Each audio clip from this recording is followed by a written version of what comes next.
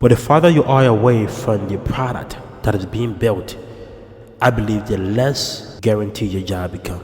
Hello everybody, welcome to the channel. My name is James. I'm so glad you're here. I'm so glad you're taking the time of the day to review my content. So in this video, I just want to discuss with you guys about what is needed to hold on to your job in tech, right? I personally work in tech, and I know people that have been there for almost 2 years, for 5 years, 10 years. I've seen a guy that been there for about 16 years the other day. He been there for 16 years in tech. Straight up, now a day in his life, he got laid off. It got me thinking, why are some jobs so secure? And why are some jobs just loose like that? Is it based on the individual? Is it based on their performance alone? Is it based on the department they are currently in? What determines that? Is it the organization just being, they just have a reputation of just laying people off and recycling employees every now and then? It can be lots of factors. In this video, I want to share with you something that I believe that will guarantee you to hold on to that job, that tech job, for a long time, right? So I just want to give you that thought. So I was watching a video the other day, and this lady was reacting. She was getting laid off, and in real time she was reacting to how she feels and the impact of it, and what was the reason, what was she getting laid off, right? And that's when I got the idea that it does depends, where you are in tech. It depends, not just that, but even more. So let's listen to what she was saying and how she reacting to this active layoff. Hey Simone, how are you? I'm good. How are you doing? Hey. Hey, thanks for making time on short notice. I'm sure my invite was rattling and not awesome, and you do not have to turn your camera on if you don't want to. I have a couple of notes to share with you, so I'll be glancing at those notes to make sure I cover things, but I will also follow up with an email so you don't have to retain everything I'm going to say. The difficult decision to restructure the XD org, and as a result, reduce the size of the org, and unfortunately, you're impacted by this change. So your last working day is today, but the good news is you'll be paid through February 2nd. Those are the most important pieces of information. Your system access as an employee will be turned off at some point today. I'm not sure when exactly. In your Workday and Benefits portal, you'll still have access to until February 2nd as an employee, and then after that, you'll have access to it as an alumni. And then I'm going to email you the specifics, your severance, benefits, and a few other details that will probably be helpful later when you're ready to go through them. And then on your last day, you'll get your severance documents via DocuSign to sign, and they'll go to your personal email address. I'm gonna pause. I know I just rattled off a whole bunch of really big news. Is there any questions or anything that you want to ask? Are there any reasons other than just like restructuring? Like, what's the reason for the restructuring? That's a really good question. It has to do with the company is doing consolidated priorities this year and next year. They're looking to, so the org, it has nothing to do with performance. It has nothing to do with location, and everything to do with the company wanting to do less in tech and you take on less priorities. And as a result, the team is being reduced for that, to support that. Another question I had was around like my remote status. Is that like a factor in this as well? Yeah, that's a really good question. It did, to be perfectly honest, the remote status in general came up as a potential discussion, but it ended up not being a factor. Okay. Yeah, well, please don't obviously feel the pressure to do anything today other than take care of yourself and ramp down and have a few conversations if you want to. Again, there's other people being impacted today, so I'm sure everybody is going to be worried and confused and feeling all of the things. So number one, take care of yourself today, and as questions come up, again, just because you're not working after today officially, you are paid through February 2nd. I'm so sorry, Simone. Well, please, again, like, take today and take care of yourself. And again, I'm really sorry, but this is happening. Okay.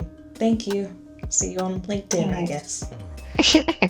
In this case, the HR person was very nice, right? Not in like some cases that they're very like dismissive and not understanding of what they're doing and who they're letting go of. But in this case, she was very supportive in a way. But again, she's talking about something, a priority, right? The company is shifting their priority something somewhere else, and she, the lady in this video, she worked full-time remote, and she do everything full-time remote, and that come to the main meat of this video, right?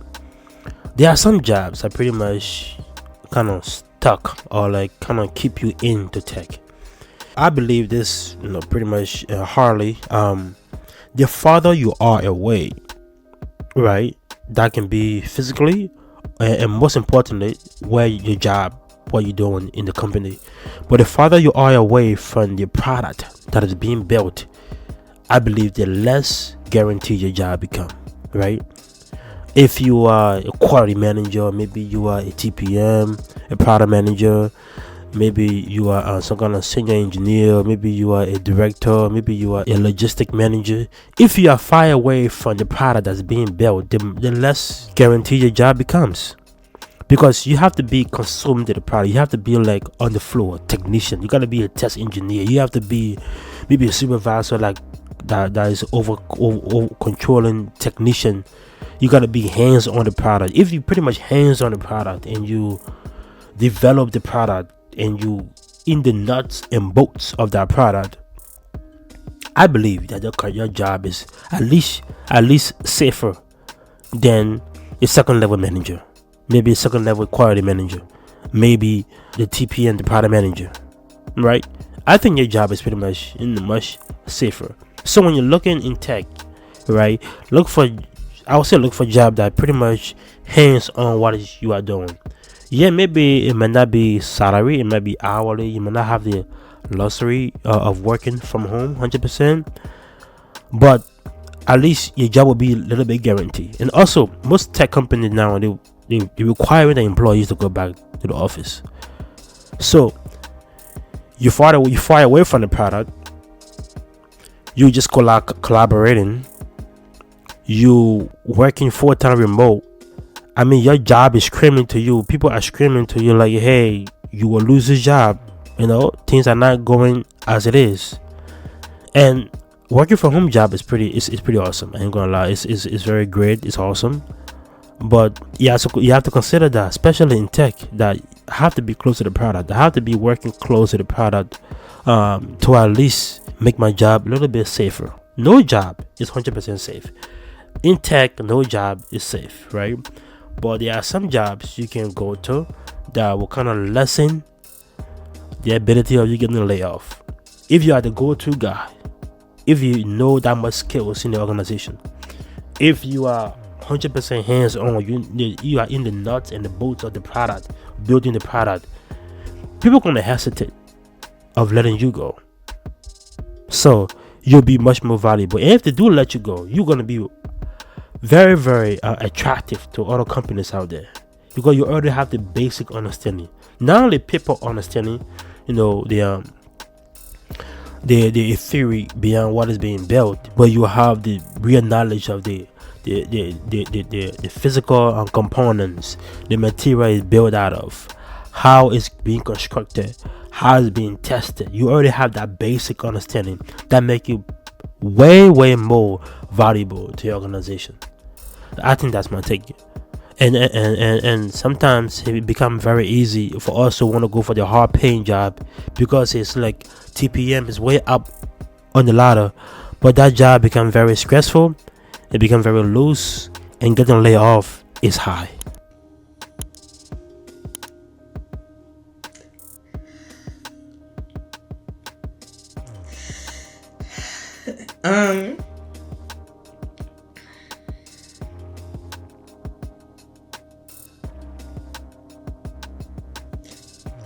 Um, I don't know what, I don't know what's gonna happen. I'm trying.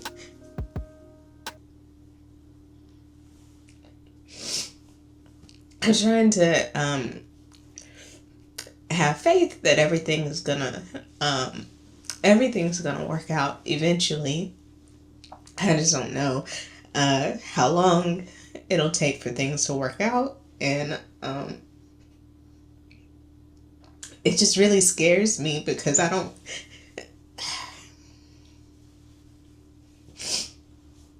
have anybody to like lean on. Like, I'm not rich. My family isn't rich. Like, I don't know. I feel very bad for her. Nobody want to lose their job, especially in this video. I'm not gonna play the whole thing, but she's gonna go ahead and say, she have a house, she got a mortgage, but she seems like she live alone and nobody to rely on. It's either her or boss. She might end up selling the house if she don't have a job in a couple of weeks, maybe a month. It's very sad. She might be starting from over again when it comes to like building her life back up. But when you 100% depend on the organization to do what you can, they will let you down. And it's not their fault sometimes. They're just trying to squeeze every money as they can. But you looking for a job, you want to find something that is much more stable. Right? Working from home is great. Being far away from what is being built is great. But you won't be in control as much. So the takeaway is, try to find a job that is closer to the product that the organization is building. If you're far away from the product and you all about managing people or managing processes, your job can be taken away anytime. At least that's my take on it. But if you like this video, subscribe to the channel. If you think differently, please comment down. I would love to engage. Thank you.